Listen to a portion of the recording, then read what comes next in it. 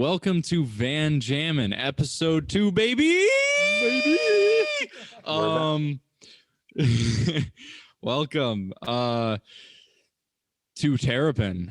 Today we are going to be discussing the To Terrapin album that was released in 2009. It's the May 28th, 1977 show in Hartford, CT. It was recorded at the Hartford Civic Center. I'm David Kuhn. Home state shout I'm out. Braden Sunshine. And I'm Alec Maskell. And Alec. So Alec brought up home state shout out. We are all three from Connecticut, and Hartford is the capital of Connecticut. So we've all seen a couple of shows there, and it's kind of cool. Well, I have yet to. Okay? Well, we'll fix that. We got one coming up later this summer. Slinks off screen. This was the last show of their 26-state tour, their East Coast tour of 77. And it was kind of like the last show of the lead up to Terrapin Station, the release of Terrapin Station, hence the name To Terrapin. The main two songs off of this album that are on Terrapin Station, Estimated Profit and Terrapin Station. And I just also want to give a shout out to Betty Cantor Jackson, who was with the band from the 1960s to the 1980s. She was the recording engineer for pretty much all of their live shows, did a lot of their studio albums too. Most notably, she did Cornell, Dead Set, and obviously Hartford. Phenomenal. She ended up marrying Brent, and then when they got divorced, she left the band. She left because it just got weird, which is sad because this is a phenomenally mixed and produced album. Sounds incredible. It's so good. Yeah. I mean, every part is somehow like accentuated. Great. Enter. Perfect. Okay, so if you've noticed, we're not sitting in a van today. We're actually, David and I are in my room in Connecticut, and Alec is out in Boston. So we're doing a bit of social distancing podcasting today, but we will be back in person and doing this for you live, hopefully next week or the week after that. This isn't what we're normally doing, but we hope you enjoy the content today. So again, thank you guys for tuning in. This is fun. With that being said, list down that set list, man. I want to hear it. I'm going to list off the set list. Okay, so set one. Here we go. We got Bertha, Into Good Lovin', Into Sugaree. Then it goes Jack Straw, Road Jimmy, New Minglewood Blues, Candyman, Passenger, Brown Eyed Woman, Promised Land, and then that's the end of set one. Set two, Samson and Delilah, Tennessee Jed, Estimated Profit, Into Playing in the Band, Into Terrapin Station, Into Drums, Into Not Fade Away, Into Wharf Rat, and then Into Playing in the Band again. Then there's One More Saturday Night, and then Encore U.S. Blues. Whole shows. I could not agree with that head nod on the One More Saturday Night More. Yeah, it's let's leave that. I don't even have notes on it. If I'm being I don't even have other than I that, was just like, what a show! Oh, it's a great show. Was that fantastic? Is this the one where they just kind of messed it up at the end? I don't know if they mess it up. Well, like, what do you mean mess it up? Like there were some hits that just did not come together. More like the whole I definitely heard that a few times. More like the whole fucking song. Yeah. It sounded like a mess. And then US Blues was like a sad attempt to kind of like bring it back. Let's console the crowd. Yeah. I actually don't even feel bad about starting at the end of the show. I will just agree. Like we can leave, get that out of the way. Yeah. No, we can leave those last two songs right here, right now. Like they lost the energy on those. I don't know what the hell happened. They played that entire second set, one into the other, into the other. So that might have taken a lot of their steam. And I don't know, but they didn't have a lot of energy or what it was, but those they didn't bring it. Songs of the tour, though. And that's what they left out on the stage at the end. But other than that aside, would agree with you, Braden. Like the whole rest of the show, yeah. I mean, that first set is on fire. I mean, almost every single one of those tunes was I stop in the car and turn it up. On this album was really good, huh? What were your 5 favorites for this show? I'm pulling up. Or 3 favorites, whatever. I don't know what you guys want to do. Ooh, that's really We tough. can do 3 favorites or 5 favorites to start. I would say 3 favorites, and then your favorite 2 that ran into each other. Because this set had, or this show had a lot of stuff that one into the other. I would say my favorites are, I got a soft spot for Candyman for some reason. I really liked Promised Land, and I really liked Good Lovin', but not the transition from Bertha to Good Lovin'. That transition was just kind of sloppy. You know, it's funny you say Candyman because I was never a huge fan of Candyman Until this album. and I kind of and then I listened to it more on this album, and I was like, there's some very nice moments in this song. This is a I didn't like it song. before. It's like one of those songs where you kind of listen to it, and you're like, and then the more you listen to it, the more you understand it, the more you're like, this is a pretty good song. I actually really like Candyman, and I have to say it was the same thing. I mean, I've sat with this album for a little bit longer than just the past week that we listened to it. This is like definitely one of those top shows for me, I think, of like ever. I mean, this tour is like undoubtedly probably my favorite tour as of right now that I've listened to for them. 77? I think the Spring 77 tour, I could stand by saying that that's my favorite tour. I don't want to say that's my favorite year, but favorite tour. But this, I just was gonna just say real quick that the Candyman, same thing. Like when I first got into this album, that song stood out. It does. I don't know why, too, because if I'm honest, Candyman has never stuck out to me in the same way. It's But kind on of this a boring album, song. it is. If I'm being real. But on this particular album, I'm sitting in the car, and all of a sudden, it's kind of background music. I got it turned down because I'm on the highway. But as soon as it gets to the chorus, just the way that they sang it on this time around was particularly evocative. I mean, I'm trying to think of the specifics as to why the harmonies came together really well. Jerry was doing a lot of forlorn stuff this time, which I liked. I'd like to also say But Bobby's rhythm playing on that song too. Yes. But oh my god, Bobby was on fire. Album, amazing. This was a good show for Bobby. Anyways, Sure. let's move on. Let's keep with the three favorites. Alec, you can go next if you want. I'm going next. Yeah. I'm gonna say my 3 are sugary. Honestly, I think for this show, Tennessee Jed and Not Fade Away is gonna be my number 3. I can't disagree with that Tennessee Jed. It was really good this time. Yeah, It was a great Tennessee Jed.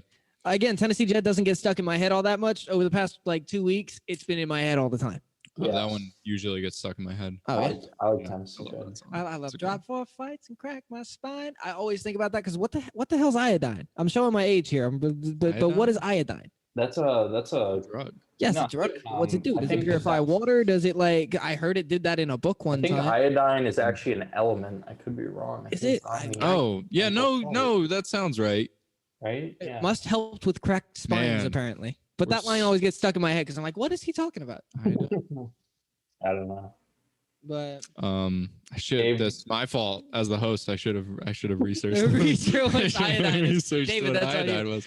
no, but Tennessee Jed was a really good song. After that, so you had a New Minglewood that was retracted, Yeah. a Tennessee Jed, a Sugaree, and what was the other one? Yeah. Not Fade Away. Not Fade Away. I can see Oh. that too. Yeah. And my favorite transition, if we're doing that, still is going to be that. I mean, it's not even a couple songs that playing in the band all the way through until they finish with playing in the band. That's just one flow. That was Yeah, ridiculous. that was gonna be mine as well. Specifically, Sorry. Terrapin Station into drums into Not Fade Away. That one's really good. Those are your love it. 3 Which, like, favorites, you think? Yeah. I mean, that's my favorite transition. Okay. My favorite, my 3 favorite songs Hmm. are gonna be, which I was surprised nobody mentioned this, Go. but Brown Eyed Woman, Not Fade Away, and then I think the Sugaree Hmm. were my 3 favorites on The the Brown album. Eyed Woman is really good, but my thing with it It um, might be my your- favorite Brown Eyed You're Woman. kidding. I'm not even joking. I'm not even Really? joking. And I feel like I'm gonna say that every show. No, this one's my favorite. Brown Eyed Woman. This is my favorite one. It's not even. uh, Say this every time, you fucking idiot. Well, I will say, I think for me, I always go back for this tour again. Like Brown, I like this Brown Eyed Women, but it pales in comparison to the Cornell one, and frankly, to the Yeah. Buffalo show the night after Cornell. Oh, see, I haven't listened to the Buffalo.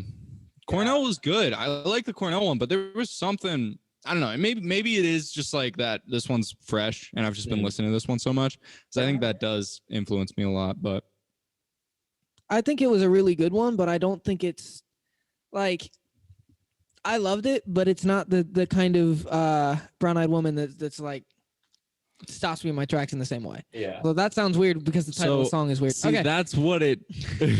Anyway, no, the point is like there's a bunch of other versions that are really, really good. Is it like it is? What about literally it does the that? first? All right, I don't know if you guys saw our Instagram story the other day when I posted the bump bump bump, but the first like bump bump bump like Oh, gotcha. oh man, the first bump bump bump had me, and I'm just hooked for the rest of the song. Okay. Like it's such a clean and such like I don't even it's so hard to explain it, but I'll just read I guess what I have written down for that is like literally the first bump bump bump draws you in and sends shivers down your spine, which it does every time. Every time I listen to it, I'm like, that was the song of this show that I was just humming and like singing. I can't argue with that reasoning. That's very strong reasoning. If it's evocative in that sense, then yeah. But I mean, that's the thing. The Grateful Dead hits everybody's nerve endings a little bit differently, but they always hit it the right way. Yeah. So like, if this isn't our favorite Brown Eyed Women, it's yours because they did it. They still had that energy. They still had that passion and flair, even if they did it differently. Just for listeners, that is scientific terminology right there. Bump, bump, bump. That is bump, bump, bump. We only use technical terms. Only technical on terms the on Van Van Jammin Jammin podcast. David Keith, alumni of Hartford School of Music. Hey, not an alumni yet. I gotta finish senior year still. See, all right.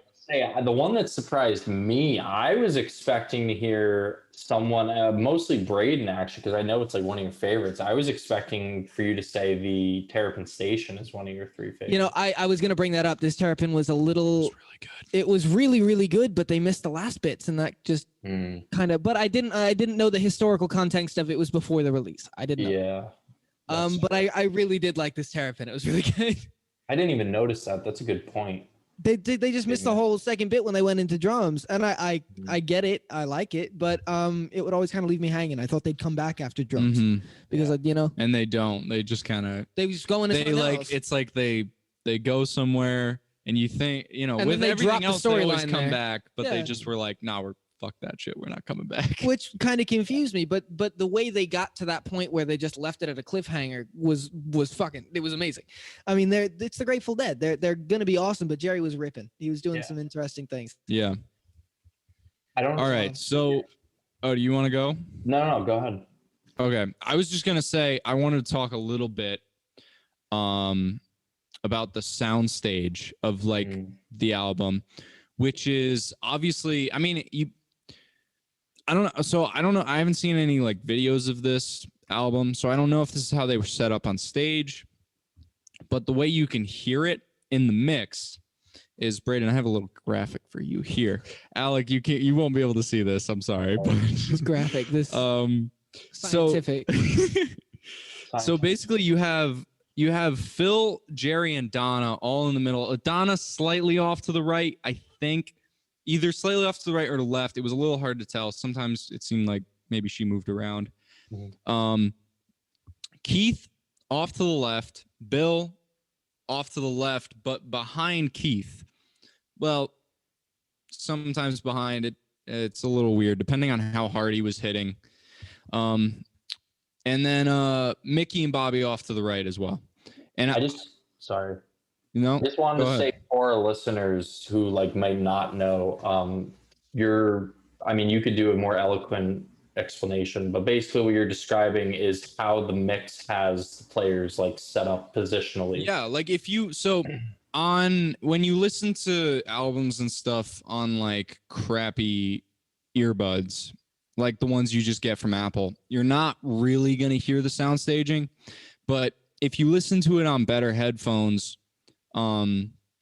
world You opens can, up. yeah, it's amazing. I cannot I cannot stress or recommend highly enough that you should listen to all albums on great headphones or speakers and sit in the middle of the speakers. You can't sit like away from Off the the speakers side. Oh, because yes. you can pinpoint exactly where every single instrument and every sound is coming from, and it's an incredible experience, and it just adds that extra depth of immersion and like It I adds don't know. spatial awareness to something that is Yes. generally a 2D medium in a Yes. sense. It like, say, take for example, you got a set of headphones on, right? Mhm. You got a left and a right channel. And sometimes, if you're listening to popular music, they'll play with this every once in a while where they kind of pan things back and forth. And you'll be like, as a listener, oh my God, that's Yeah. crazy. I'm so confused. What happened? But when you have a more advanced setup with a larger scale band, they're not going to sit there and play games with your ears on crappy headphones. What they're going to do is they're going to put somebody up to the left, in front of you to the left, and to the left of you to the left, and then behind you to the left, and then somebody else is going to be directly behind you where you are and in front of you, and then on the right, same deal. So everybody's got spatial awareness. It's like you're sitting in the center of a symphony, and it's uncanny how accurately they can recreate and represent how it actually sounded live. And when you've got a talented artist at the board, like David is talking about, you can have somebody who paints this picture immaculately with the gear Betty that they Cantor Jackson. Yeah, Betty Cantor Jackson, with the gear they had available in that time period. That's art. She did an incredible job. She's an artist. She's Crazy. it's an incredibly mixed live album. The So if Betty you get the Boards. chance, get a set of nice And- headphones and listen to it. It's really Yeah. good. I mean, the Dead were always at the head of like That's true. And they of built their own production equipment. and all that stuff. Yeah, exactly. Like Jerry was leading with the MIDI stuff. Well, the other thing I think stuff too like is that.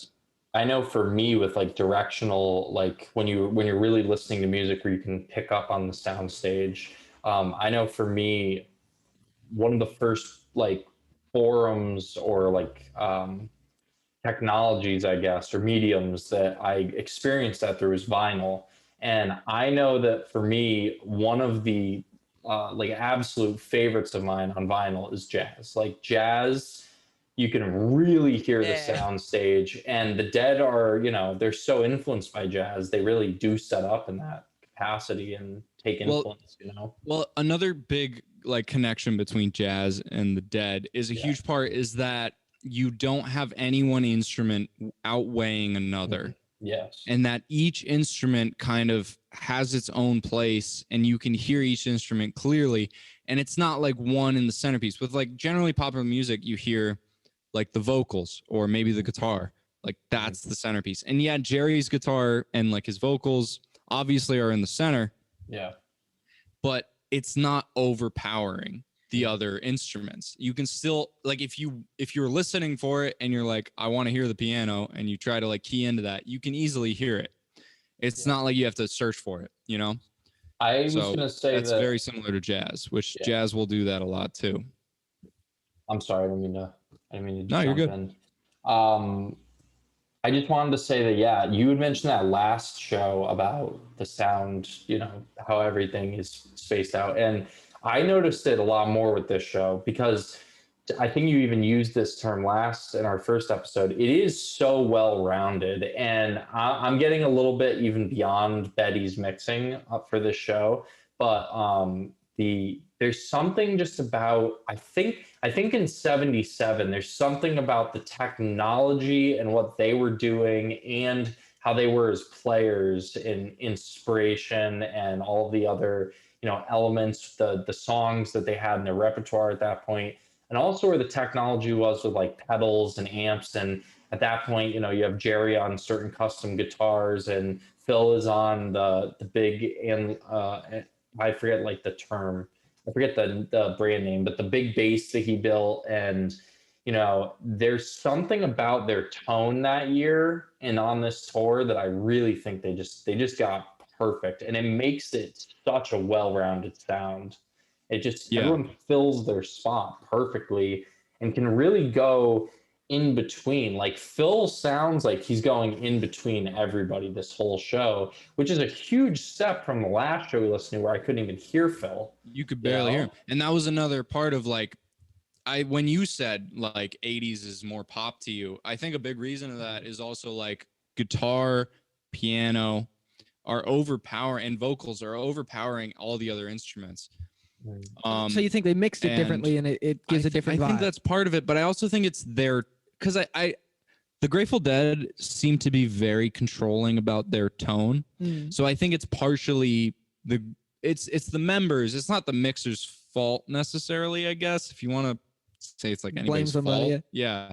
But like, I think it's more that like the Grateful Dead were choosing their tone and they knew what they were doing. They wanted this specific tone for that, whatever they were doing. And I think with the 80s, the reason you said it's like more pop is just because the guitar and piano and vocals were overpowering the bass, and the bass is much more of just like something you feel and kind of know it's there, but you're not able to be like, oh shit, there's a dope ass, there goes Phil. Yeah, there's like a dope ass Phil from Phil. Yep. So, which like you hear more of in this show. I was thinking of like a metaphor rather than a race of sorts where people are trying to get in front of each other for solo supremacy or to get their moment in the spotlight. It's like a 6-lane highway and everybody's just cruising at the same pace. Maybe Jerry's making a bit of a point in an arrow, but that's it. Everybody's going towards the same goal at the same speed in the same way. And some people like do wheelies, some people do whatever. It's great, but that show has a sense of community and continuity on stage. And in the way that it's recorded, in the way that it comes across listening again, you can feel that community and continuity on stage. Because that might be what's lacking in some later things where it's more pop oriented, if you want to call it that, because that sense Which isn't bad. No, it's not bad. It's just different. It's just a different thing than what they used to do. Yeah. It's still the Dead and it's still great. Yeah, but it is different. I like this show because they all seem to be on the same page at the same time, though, and that sometimes when you got a bunch of members who are very tired doing this all the time, sometimes on substances and stuff, sometimes you're not on every single person's on the same page. Donna seemed to be on less substances this show, or She's something, doing all right. or maybe more, but just a different substance. Oh, doing yeah, good. This might be one of Donna's best. Donna's it. Yeah, I don't think there was a moment where I was like, Jesus, Donna. Like, yeah, and every time it was that like, normally happens. Yeah, she was like a nice addition, and there was a moment. I'm not gonna lie, there was a moment where I was like, Donna should just take over singing this song. And I know that's like that's like what heresy. Like what is this? That's a bold move there. What is happening? We have a best brown-eyed woman, and I know. I'm blogging off. I know, dude. I'm just blogging off. I'm the controversial dude. man. Next thing you say, I'll take the hits. Next thing you say is like Phil's got to sing lead on most of the songs. No, but I don't remember which song it was. Maybe I have it written down in my notes. Maybe I don't. We'll see. But,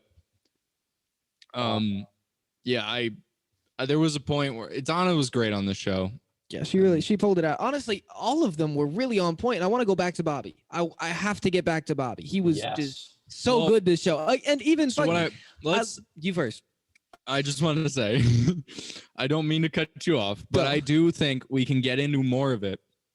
But let's start to get into the songs in depth a little bit more. All right. I just want to throw one quick thing though on Braden's final point, and we'll get back to this later. I agree, hit it. But I just wanted to say to your communal point, the drums are obviously, we got to talk about them, like not the song, but the drummers on this. But there is a real sense of like community, unity, and like just togetherness with the two of them on this show. This was one of those gigs where at times I was kind of confused that they had two drummers.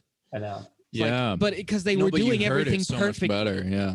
Like you heard the both of them better than you normally would in other recordings. But the fact that they were playing so complementary to each other. Like at one point they were like trading off like snare hits. So cool. Like Bill would hit a snare and then Mickey would be like, like just hit one right after. They're just playing. It was dope. It was sick. Yeah. It was such good drumming. They had to. I actually think they had to tone it down because it was so fast. They were. Oh, I was sad that they toned it down. Like I heard them tone it down, and I was slower. Sad. Yeah, I was really sad that they this show. That was the other thing. This listen that I realized is that this show is fast. It's fast. This show is fast. Even the songs that are long, the drumming really like they're just. Yeah. It was crazy, and he's doing some stuff at the end, especially on like Not Fade Away with like 16th notes and like I think even like 32nd notes. Like, he's really going fast with like the hi-hat and The it was drummers kind of set the pace for. I mean, they always set the pace, but Yeah. this show was fast, and it was because they wanted it to be fast. Yeah, they kept it fast. rolling too. Yes. It was never like, yeah, like they had a groove, and the groove never felt like it was like dragging or like it was like a slower. Like it was, And no one even member was ever even when it looking. was a slower groove, it was just it felt like it kept propelling forward. You know. yeah, totally agree. Go ahead with the songs, though, Yes, Dave. me. All right, so let's begin with the songs in depth. Bet. Bertha. Oh. So I'm just, Bertha. I guess I'll like kind of just read off my thoughts. You guys input your thoughts and move on to the next song. You want to kind of play it that way or? Sure. Yeah. Yeah. All right. So Bertha, good Bertha. I liked it. I am I thought it partial was a to good Bertha. And it wasn't like, I think it was better than the one last week on Wake Up to Find Out. Yes. Agreed. Can we agree on that? Yeah. Agreed. This was immediately right out of the gate. I noticed Mickey's drumming, Mhm. and I was like, "That's he's doing some crazy stuff." But at the same time, well, there was feedback, which was another problem throughout the show, but it's also a problem on most Dead shows, so I can't really like. Also, is this the era of the Wall of Sound, or am I mistaken? Post I think this Wall was- of Sound. Was was it it- Wall of Sound? No, it's after because I was gonna say I thought it was right after Wall of Sound. I take it back. I was gonna say because that's a hell of a hard thing to keep feedback from happening. Yeah. think No, Wall well, of they were actually Sound- honestly the Wall of Sound. They were really good. They built At like keeping special it. microphones. Yeah. to help Yeah, so cancel out- they had two microphones, and like one microphone was to cancel out the feedback, and the other microphone was to obviously Was to like capture. amplify it. Yeah. That's so just the coolest I- thing to think yeah. of back then. Oh, It's awesome. I love the Wall of Sound so much. That's just It's such so cool. that what do you do when you give a bunch of 20 somethings who are on drugs all the time and love music a bunch of money and a big wide open field? And they what are they built gonna the do? Biggest. They're gonna build a the skyscraper biggest in sound speakers. system of all time. The greatest sound system of all time, man. That's nuts. And it's not like they just threw together a bunch of speakers. They meticulously crafted this thing. Yeah. Anyway. Oh no, the guy behind it is a fucking genius. We all digress. Anyways, back to so Bertha. back to Bertha. Oh god. So okay, here's Yeah. what is it's a laid back opening of For What's to Come. Like because I feel like Bertha was kind of like good love, and it immediately kicks off and like, oh, we're into the show now. Yes. You know? I just wanted to one more addition. Not a ton. There were not a ton of moments where I was like, damn, Jerry. Yeah. It was it was kind of like a laid back Jerry. See, I think we're gonna have some disagreements about Jerry on this show, but Ooh. there's a part towards the end. This was a big moment where I was like, there's a part towards the end where Mickey does this dope like snare roll. Mhm. And then immediately Keith answers with an arpeggiation of the chords.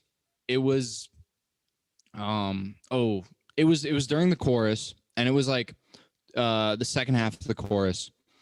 It was like bada bada bada bada bada bada bada bada. That was what Keith did. He did this arpeggiation of the chorus, and it was so good, and it was incredible. And that was like when I was like, oh man, we're getting into the show. Wait, that's good lovin'? No, that's Bertha. Oh, okay. I thought I was in remembered the Bertha. part that you were talking about. I was thinking No, that something was different. in Bertha. And that was when I was like, oh man, we're starting to get into the show. Mm. When they started to kick it up, like playing off each other. Yeah. Yeah. And There's like they normally don't do that on the first song, but they did it on Yeah. the first song. And I was like, oh fuck. There's they a started part- fast and they started playing off each other almost immediately. So like that kind of it's a good omen. Yeah. Sorry, go. There's a part right there during that at the end where Jerry does some like scale runs and like same thing. I don't like he's not usually pulling out those punches in the first song. That's Yeah, not usually usually it's Come more out laid swinging. back. yeah, they were. It's a start. Any other thoughts on Bertha? It's a neutral Bertha for me. I'm partial to Bertha. I named a car after the song. I like it. I know. But We drove around. We drove a very long We drove ways to the in that car. Midwest in that car. Yes. Yes, we did. But I don't know. This one doesn't get me in the same way that the reason that I like Bertha is just it gets me up, it gets me dancing. It's completely nonsensical in the way that it does, but it's fantastic. I mean, the whole lyric, test me, why don't you arrest me? Nobody really knows what it's for or why. It's a provocative line. It's like, test me, come at it me. is. And I will agree that it is a little lacking. But this particular one, it's got the song is still the song, but that whole energy of like, it's just a rebel without a cause type song. And it wasn't a rebel without a cause type song. It was a bunch of friends getting up and jamming on stage and throwing it back and forth. And that's fantastic. That's exactly what the Grateful Dead is. It's just they're past that point in their career where they're still kids. Yeah. And that's what it felt like. Yeah. I agree with that. Where it's like, it's a good Bertha. And there were some nice moments in it where I was like, again, like I said, it's a laid back opening for what's to come, but you still hear some of those elements. There's a lot of good stuff to come. Yeah. It's a very good show. Alec, any thoughts? Kind of in the same boat. I think it's, like I said, it's an energetic start. Like, it definitely it is the pace that they keep it at for the rest of the show. I didn't pick up on like the specific thing that you were talking about, but like I had said, there's some moments at the end, I think during kind of that final jam where they're really running down the scales. Jerry's doing some cool stuff. Yeah, it's overall just a good version. I don't have anything against it. It's just, I'm kind of with Braden. It wasn't like knock me out of my socks, but yeah, I mean, honestly, like other than that stuff at the end, for me, it was like, it's kind of a whatever Bertha. Yeah. Still a Bertha though, so that's good. Yeah. So on to Good Lovin'. I thought it was a phenomenal Good Lovin'. Me too. I loved it. I just got an issue with that but transition. Here's what I said. Yeah, the transition was kind of lame, but I did like how Phil led it. I do like how that went. It sounded like everybody was like, all right, let's end it. And then Phil was like, fuck nah, dude, we're going on. And that was awesome. I loved that. But I thought it was a great Good Lovin'. Although Jerry's vocals, which shockingly enough were some of the worst in this song. Whereas like I loved Bobby's and I loved Donna's, but I thought Jerry's vocals were like, you're talking about the harmonies. Yeah, when he does the doctor, he doesn't hit those notes. Yeah, he's like slightly flat or something. I don't know, but it's Jerry, you got it. I would agree. It's right there. You're just below the note, Jerry. He plays great. He's got a great solo in it and stuff, but like singing there. I would agree with all of that. I think Bobby's really the one who steals the Good Lovin' on this. Oh yeah, show. easy. And I will even say, like, I guess the Bertha into Good Lovin' transition is a little hokey. I do like the Good Lovin' to Sugary though. I think that transition is I did like much that one. cleaner. No, that is a much better transition. That one I actually like that transition because they have to slow it down and completely change the vibe. Yeah. And they do it very well. And then Sugary is fantastic. But again, with that transition from Bertha to Good Lovin', I just feel like Jerry got frustrated and just pressed really hard on the neck and played the chord, and then they're in the other song. That's what it felt like to me. He's just like, all right, rest of the band, my turn to speak now. Yeah. And then he just took the band in that direction. But it was that I'm held up on that one. Yeah. I'm just gonna say 3 things about the Sugary. Go.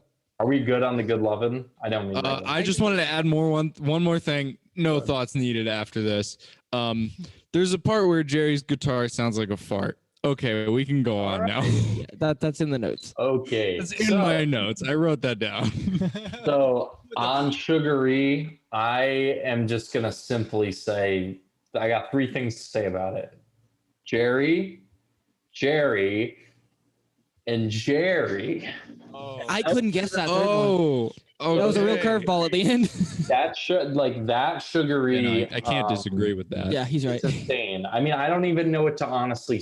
I mean, there's a bunch to say about the song, but in this version, I mean, it's like 18 minutes, and it feels like, I could be wrong, but I think it's like 18 minutes. And it's like almost 20 minutes, I think. It doesn't feel long. I did write it down somewhere, so just give me a second. And it feels like it goes by like that. And the thing is that 19 minutes. Yeah.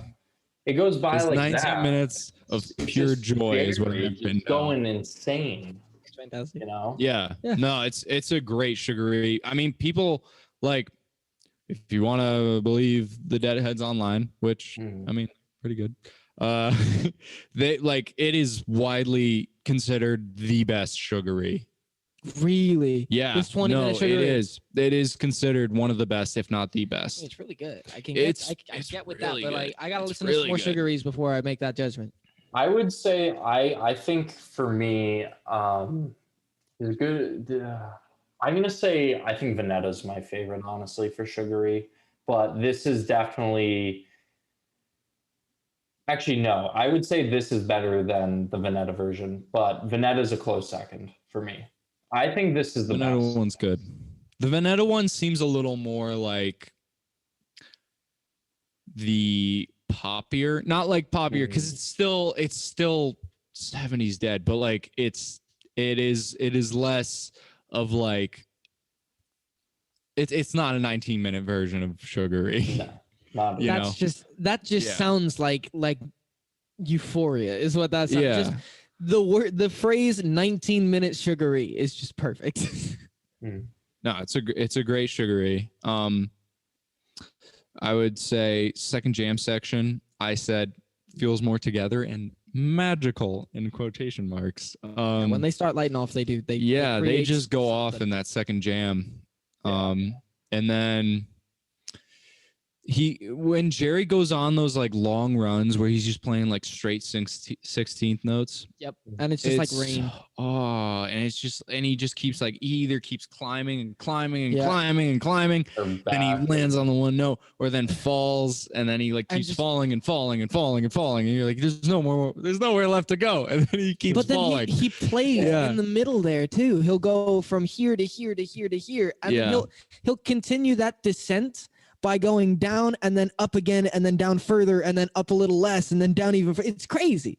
Like Yeah. the way Yeah. this guy plays is No, and this was ridiculous. definitely like a showcase of his skills and Yeah. like his phenomenal guitar playing. It's Actually, I meant almost to- like he's warming up for the rest of the show. Like it's almost Yeah. like he's like, can I just hit everything and get it out in this song so that I'm ready for the second set? Like it's Yeah. just insane. nuts. But you know what I was thinking? Oh, I forgot now. Well, I got Let's, something else I want to tell you that's pretty awful. I was at a gig the other day, and some guy came up to me. I was playing a Grateful Dead song, and he said, "It's a short digression, but y'all are both gonna get heatedly angry in a moment." He came up to me. He's like, "Yeah, man, I love the Grateful Dead." He's drunk as a skunk at this point. And he's like, "I love the Grateful Dead, man, but I couldn't really get into it until John Mayer joined. I think he really made the band." And I stopped dead in my tracks, and I went, "I disagree." I 100% understand where you're disagree. coming from, but Jerry Garcia is better in the Grateful Dead. And he's like, "Nah, man, I just didn't like his playing as much." And I'm like, "Thank you very much. I got to get back to I got to go back." I just stopped the conversation there because I don't want to hear it. Yeah, that's Yo, you I don't know. cannot I tell mean, me. when we were jamming the first time we all got back for the summer, and you were like, Alec, you were like, you've taken a lot of inspiration from Jerry. It's because Jerry is one of my favorite like soloists He's wonderful. of all time. Oh, He, yeah. if not my favorite, like he's incredible. He tells a story with just notes. Oh, the way he like weaves in and out of the melody with his solos it's just so genius and beautiful, and And it's I all love it. instinctual with him. I feel like his Yeah. playing is absolutely technical because he put the time into that technical mastery. But beyond that, once you get that foundation, once you're up on that pedestal, you don't have to think about it. It's just Yeah, he intuitive. just does it. And he just intuitively feels and pulls. Yeah, and no, what comes out of him is what comes into his head in that moment. And I feel like he's Yeah. that type of player. And this song was a great example. I of think that. the biggest indicator of Jerry's style is when you look back historically, that kind of period when the band was starting and they were just the Warlocks, and he was doing guitar lessons at the local like guitar shop and all this other stuff. When they were still doing like the bluesgrass stuff, like that's the period that really cemented his style and the way he plays. It's all banjo. I was thinking about that. It's all banjo. Is that his style is very, because like a banjo style. he was obsessed Well, with no, banjo it's for not. It's years. guitar mixed with banjo. It's like he's taken a lot of what he's learned with banjo. Yes. And he's just kind of applied it to guitar because they are, Yeah. I mean, different tunings and, it's different number of strings. It's not like going from piano to guitar. It's going from a stringed instrument it's to a little stringed easier instrument. and it's a little more like, oh, I get this. And the thing that gets me about it, and I've been trying to figure this out pretty much the entire time I've been listening to the Grateful Dead, and I only recently came to this conclusion after figuring out that he was a banjo player, but the proficiency in his rhythmic improvisations with his right hand is unparalleled. I could never quite figure out where the root of that lay, but it's in that banjo and that bluegrass playing. Yeah, he moves his right hand like a left hand, and it's like, how do you do that? That's the way he does it. Jack Straw is the other one on here that I really loved. I actually really liked this version of Jack Straw, and Jack Straw on this one was almost like what you guys said earlier with Candyman. It made me stop and go, wow, like I've heard this song a million times. So I was kind of like, okay, like I love Jack Straw, but whatever. But this version really stood out to me. There's some stuff that Donna's doing at the end where she's getting those harmonies. It's Bobby's part and then Jerry's part and the kind of back and forth that they do. But Donna at the end, when she comes in and they meet the three of them, like, wow. Like that, those are some of my favorite harmonies in the kind of final chorus areas of the song. And I also really like with this version and with other versions from this year, they introduce Jack Straw, and they do it with a lot of other songs on this album, but the way they start songs is not the way that they normally do. They either slow down or speed up or like add in other stuff, and like the Jack Straw does the same thing. It doesn't start exactly the same, it's a little bit different. Yeah. Yeah, no, I agree. I mean, to an extent, I think the Jack Straw is good. It's not my favorite, I don't think. But I think it's a good Jack Straw. And I agree with the harmonies and the singing is great. But I also have written down here, everyone's vocals are tight, except when Jerry forgets the lyrics. Because he does forget the lyrics at one point, and then I'm like, Jerry. Jerry. No, I mean, like, other than that, the like actual singing was great. And I thought Bobby's vocals, again, Bobby was a great part of the show for me. He was one of my favorite parts of the show, if not my favorite. Yeah. And his vocals and his playing were great on this song, and his vocals were also really good. It was just super warm and in tune, which, like, I don't know, sometimes it can be a little harsher and a little out of tune. So, like, it was great to have Grateful Dead. Yeah, pretty much. Right. So I like this one because it had that sense of, how I was talking about what was lacking in Bertha. Yeah, I feel like they made up for it a little bit in this one. Just because, like, when they're like, Jack Straw from Wichita shot his buddy down, and I know that's the wrong key and the wrong harmony, but still, like, nobody's gonna be able to tell you. But when they sang that, when they get to that line, it's just like, from the depths of themselves, they bellow out these last couple lines there, and so is everybody in the crowd. I mean, there is such a coming together moment between everybody in attendance at that point of the song that it just pulls me out of whatever I'm doing. Like you said, it just kind of stops you in your tracks. I was driving down the road one day, turned this song up, and when they get to that last chorus, I just stand up and pay attention because it makes you. It brings you right to attention because it's so. It pulls at you. I've been using these words a lot, but the Grateful Dead specializes in that art at pulling at your heartstrings and making you dance and feel whatever. Yeah. So let's move on to the Road Jimmy. Any major thoughts on this one? I didn't have a ton of huge thoughts on this one. I kind of do. Like some short ones. I did say everyone has their moments on this one, and like Bobby has these 16th notes that he does. Where it's like do do do do do. Is so cool, and it's almost like reggae, which I read something online about him getting more into reggae. at this time, which is where the song Estimated Profit was kind of heavily inspired from, which it made more sense to me when I listened back to this song.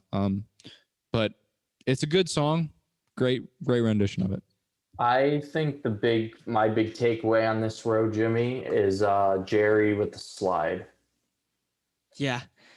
Jerry with the slide. And then I thought Jerry in the choruses, sometimes he would kind of flounder a little bit, but sometimes when he actually hit those notes, Jerry's voice is like a lightning bolt. It's crackly and sometimes doesn't go exactly where it needs to go. But when it goes to where it needs to go, it is beautiful, magnificent, and fantastic to behold. Yeah. But there is that likelihood that sometimes it can just completely go off to left field. Yeah.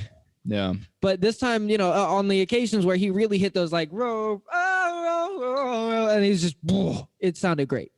Yeah. Beyond that, the slide as well, fantastic. That's all the thoughts I got on this though. I loved Row Jimmy. All right. So New Minglewood. Ooh. So good. Great New Minglewood. I thought personally, I was like, Bill and Mickey kept such a good groove while also keeping it like just chugging along and like we're not slowing down. Like we're not like you guys, like it seemed like everybody else was kind of like, can we slow it down a little bit? And everybody was like, no. Like Bill and Mickey were like, fuck no, we're not doing that shit. You're not slowing down today. Yeah, it was so good. They were like, Jerry, get the fucking banjo because we're going today. Yeah, Jerry, get your banjo. I want that to be a series. So I thought it was a great New Minglewood. Might be I don't know. The Cornell one's really good. The Cornell one's good. This one's also really good. It's up there. It's definitely up there for me in terms of like. This one is up there next to that one off of Dead Set for me. I was gonna say the Dead Set one was.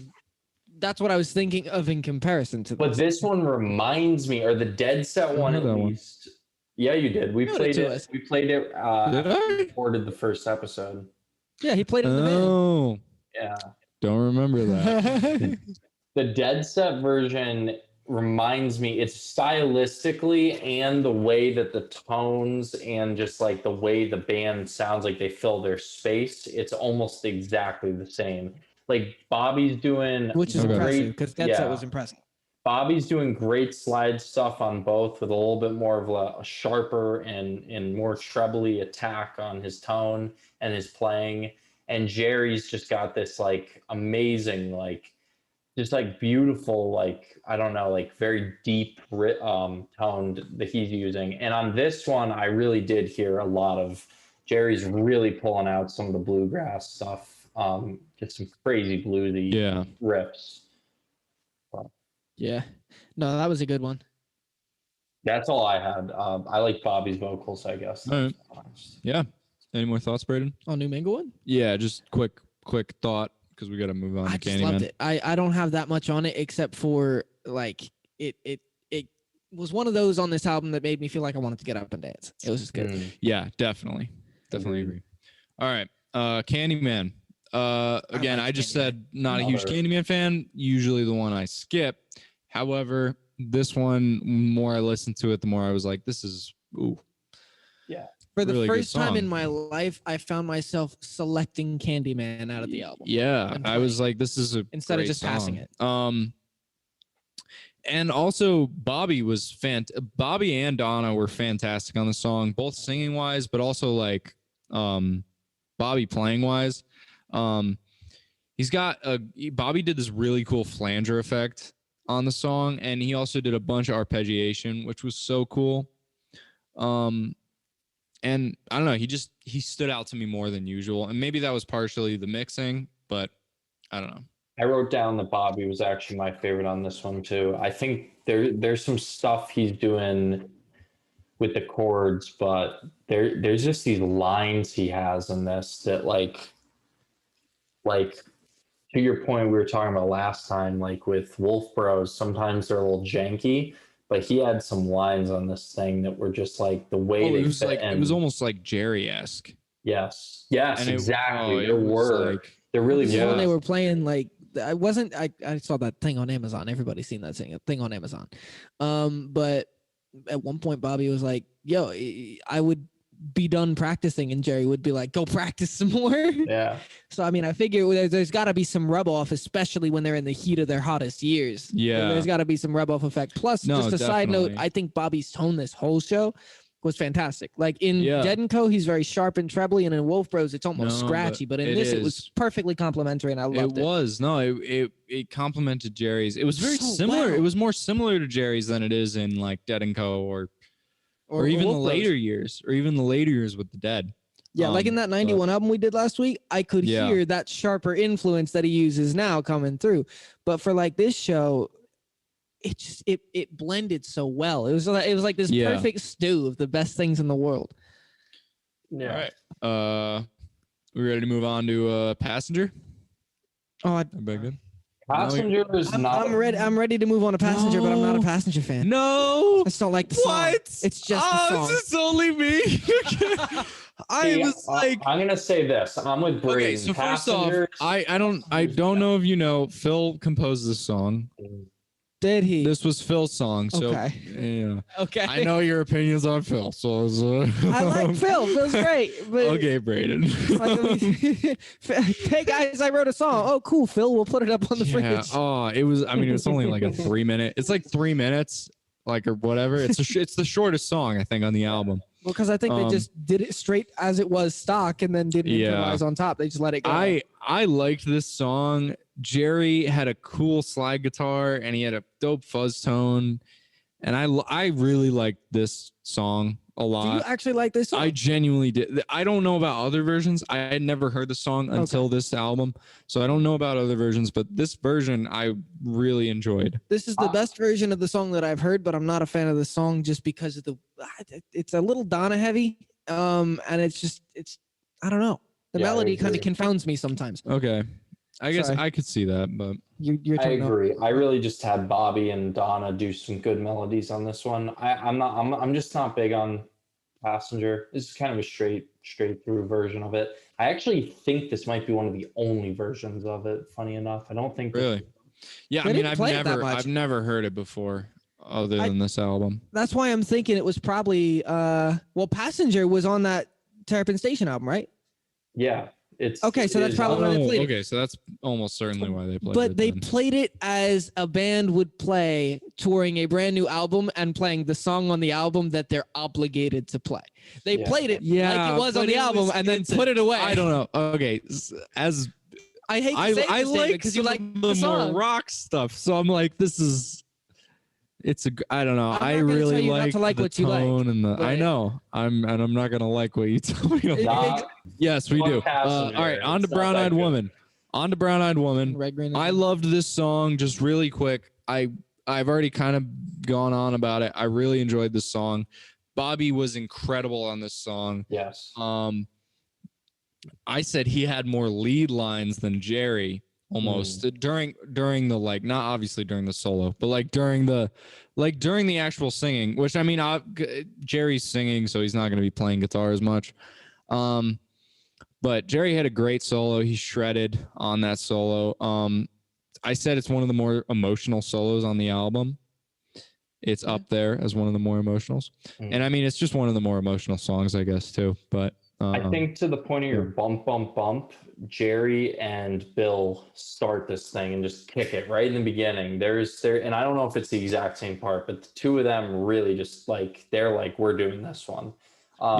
And I actually have to disagree with you, Dave. Bobby is wonderful on this Brown Eyed Women. I do agree with you on that. But there's a part during the first solo at 150 in the song where Bobby steals the solo from Jerry, in my opinion. There is this part where Jerry is soloing and the stuff that he's doing underneath, like, I was like, wait a minute. Like, I just, like, my whole way of listening to the solo switched. I was like, forget Jerry. And I went to Bobby. And I've never really had that happen a bunch, but it happens. He's also he's doing that weird, like, there's that part in it where he's like, he's doing something. He's the way he's chording and playing is like very weird underneath. It's cool. Yeah. I mean, I think he did more of the arpeggiation, but he did a ton of like playing the melody like over his chords or in between his chords, which was really cool. Or playing a harmony, but like a harmony lead line, if that makes sense. Yeah. In between his chords. So. What'd you think, Braden? Brown Eyed Woman was fantastic, and the solo was very, very soulful. Like there are some crying notes in there. Those bends that particularly grab at your soul. Yeah, there's a bunch of those in there. I like that. I like that a lot. So, and Jerry, I mean, there's a lot of people who can make a guitar cry, but when you can make it actually evoke human emotion, like that's Jerry crazy. makes it sing. Well, yeah, in several different ways. It's crazy. Anyway, I'm sorry. You continue. No, that's all good stuff. All right, last song of the first set, Promised Land. And I would just say quickly my thoughts on this. Not a huge Promised Land fan to begin with. But Jerry's playing mixed with Bobby's is so nice, and it's a really nice combo, especially on this song. I thought it was featured really, really well. Keith also has some great moments. We haven't really talked about him much, but I thought he did a good job. I think he did on this song. I think why we haven't. I would say it is. Sorry, I don't mean. I just wanted to. Okay. I would say it is a little bit of a weaker song on the album for me. Yeah. But that's just my opinion. I think Alec is a little bit the lackluster member in this show, to be honest. It's not his best show, and I definitely found more moments on this thing where I was actually almost like, where is he a little bit? Yeah, he fell into the background. I think part of it is that I think part of the reason also we didn't notice Donna as much was because I think they had just both recently, this was shortly after Pigpen had died. It wasn't that long. Really? Pigpen 77. died early 70s. Early 70s. Yeah, I was going to say, it's been a little while. Oh, okay. Because I remember reading something that they had just recently come on to the band. Well, the band did their hiatus for a year before this. Yeah. Oh, okay. Well, yeah. I don't know. It might have just been like he was less. Yeah. He was a little more shy, A little bit shy on the show. I was just going to say, I kind of same thing. It was a nice first set closer. Bobby's vocals were really good. Drums, my big thing with the Promised Land, I didn't really care again. It's just it is a little bit of a song I lose in the mix on this one. My only real thing I noticed is that it seemed like the drum, and I don't know if it was in the mix or if it was just in the playing. I think it was more in the playing. I don't think it was mixed, but there were moments on this where the drums actually, I felt like, and it was the only moment on the whole album where I felt this for anybody, but the drums did overpower everybody a little bit.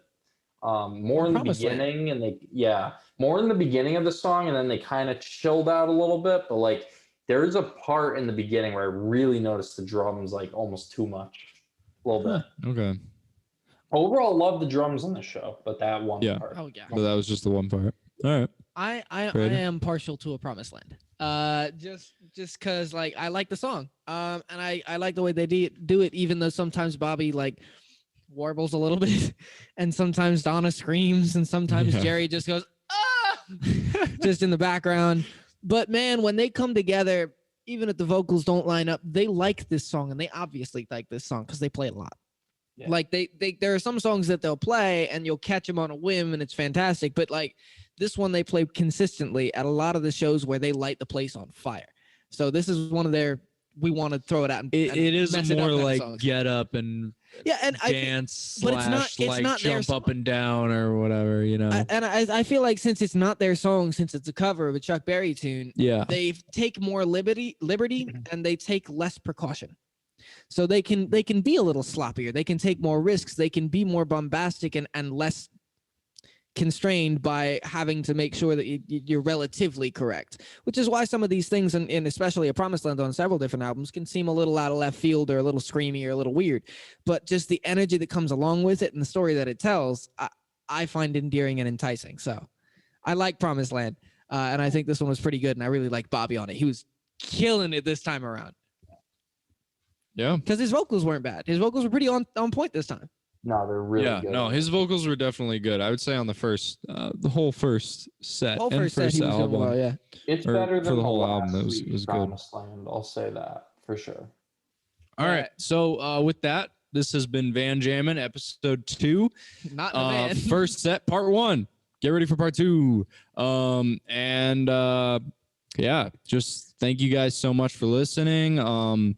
We'll have a video version and audio only version still working. I don't know, by the time this is up, maybe we'll have the audio only version up. But the podcast thing that I'm using, it's all weird, and it's taking a bit to get it uploaded to the podcast sites, but it should be uploaded soon to everywhere you get your podcasts. So Spotify, Google Podcasts, Apple Podcasts, whatever. So yeah, and with that, I bid you all adieu. Good night. Thank you, everyone. Good night. Thank you. So long, farewell. Have me to say good night. That's It's a thing from a musical. Shut up. Yeah.